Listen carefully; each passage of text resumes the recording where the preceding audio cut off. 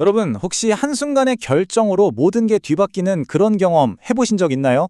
오늘은 정말 영화보다 더 영화 같은 슬픔이 기쁨으로 완전히 뒤바뀌는 고대의 한 이야기를 들려드릴까 합니다. 바로 불임절 이야기인데요. 지금부터 함께 그 속으로 들어가 보시죠. 자, 한번 생각해 보세요. 한 민족 전체를 없애버리려고 작정한 그야말로 파멸의 날이 어떻게 해서 즐거운 축제의 날로 바뀔 수가 있었을까요? 이 모든 이야기의 시작은요, 아주 화려한 왕실 연회에서부터입니다. 바로 이곳에서 한 민족의 운명이 정말이지 벼랑 끝에 서게 됩니다. 자, 장면은 에스터 왕후가 주최한 마지막 연회입니다. 초대 손님은 딱 2명, 바로 왕과 그의 최고 실세, 하만이죠. 왕은 딱 보고 압니다. 아, 이거 그냥 평범한 저녁 식사가 아니구나. 뭔가 아주 중대한 요청이 곧 나오겠구나 하고 직감한 거죠. 드디어 에스터가 입을 엽니다. 그녀는 자기 자신과 자기 민족, 그러니까 유다인 전체를 완전히 없애려는 끔찍한 음모가 있다고 폭로해요. 왕은 정말 충격에 빠지죠. 아니, 내 왕국에서? 내 왕비를? 내 백성을?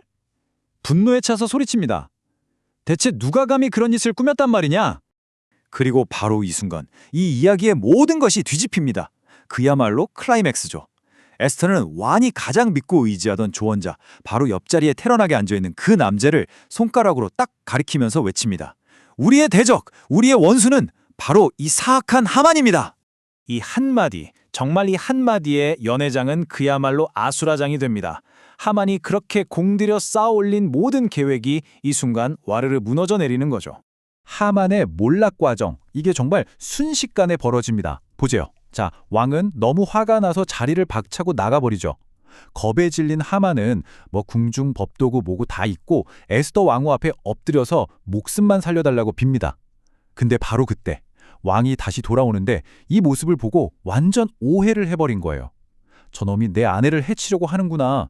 이 치명적인 오해 하나로 하만의 운명은 그냥 그 자리에서 끝나버립니다. 이게 정말 기가 막힌 아이러니 아니겠어요? 자기가 정적인 모르드게를 매달려고 직접 만들어 놓은 그 교수대에 자기가 매달리게 된 겁니다. 정말 자기가 판 무덤에 자기가 들어간 격이죠. 그런데 여러분, 악당 한 명이 사라졌다고 해서 문제가 다 해결된 건 아니었어요.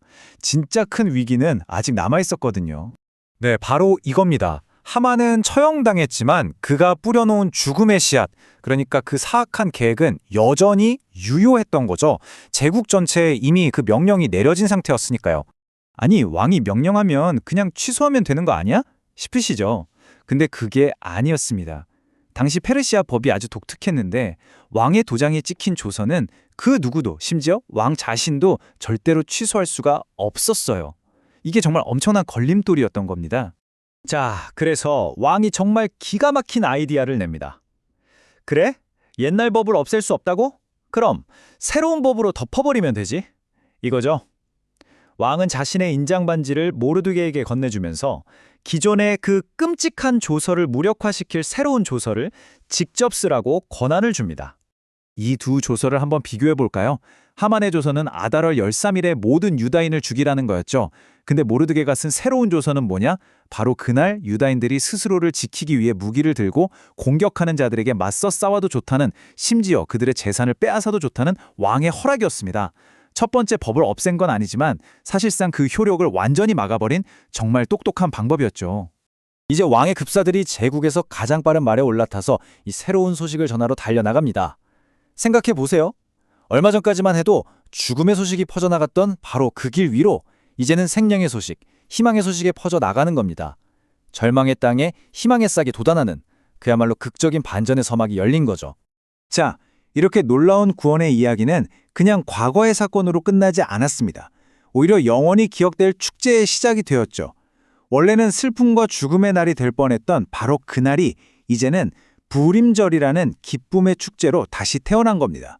근데 이 불임절이라는 이름, 여기에도 정말 놀라운 의미가 숨어 있어요. 불임은 부르라는 단어에서 왔는데 이게 뭐냐면 바로 제비 뽑기를 뜻합니다. 왜 제비 뽑느냐? 하만이 유다인들을 학살할 날짜를 정하려고 주사위, 즉 제비를 던졌거든요. 그러니까 파멸의 운명을 결정하던 그 제비가 이제는 그 운명이 완전히 뒤집힌 것을 기념하는 축제의 이름이 된 거죠. 정말 대단한 역설 아닌가요? 그래서 모르드게는 이 날을 잊지 말자고 선포합니다. 매년 아달월 14일과 15일 이틀 동안은 우리 민족이 절멸의 위기에서 구원받은 것을 기억하고 축하하는 날로 삼자고요. 그리고 놀랍게도 수천 년이 흐른 지금까지도 이 전통은 생생하게 살아 숨쉬고 있습니다. 오늘날 불임절이 되면 사람들은 회당에 모여서 이 에스터 이야기를 함께 읽고요. 또 화려한 의상을 입고 분장도 하면서 큰 잔치를 엽니다. 그리고 아주 중요한 게 있는데요. 친구들과 맛있는 음식을 선물로 주고받고 또 가난한 이웃에게 자선을 베풀면서 이 기쁨을 함께 나누는 거죠. 슬픔이 기쁨으로 변한 그날의 의미를 이렇게 함께 되새기는 겁니다. 자, 그럼 이 모든 이야기의 핵심은 뭘까요? 우리가 여기서 뭘 배울 수 있을까요? 그건 바로 완전한 역전, 심오한 변화에 대한 이야기입니다. 한번 보세요. 원래 의도는 뭐였죠? 슬픔과 애도, 죽음의 날을 만들려는 거였어요. 하지만 그 결과는 어땠나요? 기쁨과 잔치, 그리고 생명의 날이 되었습니다. 가장 칠흑 같던 절망의 순간이 가장 눈부신 희망의 순간으로 완전히 뒤바뀐 거죠. 이게 바로 이 이야기의 심장입니다. 그래서 이 이야기는 단순히 에스더와 모르드게가 영웅적인 활약을 해서 성공했다, 여기서 그치지 않아요. 그보다 더 깊은 메시지가 있죠. 정말 모든 게 끝났다고 생각되는 그야말로 최악의 절망 속에서도 희망은 있다는 것. 어떻게든 상황은 역전될 수 있다는 강력한 메시지를 우리에게 던져주고 있습니다. 자, 이 수천 년 전의 이야기가 오늘 우리에게 던지는 질문이 있습니다. 절망이 희망으로 바뀌는 이 놀라운 역전극이 과연 책 속에만 있는 이야기일까요? 어쩌면 우리 모두의 삶 속에도 존재하지 않을까요? 여러분의 인생에서 가장 힘들었던 순간이 예상치 못하게 가장 큰 힘이나 기쁨의 원천이 되었던 경험 혹시 있으신가요? 한 번쯤 생각해보게 되는 질문인 것 같습니다.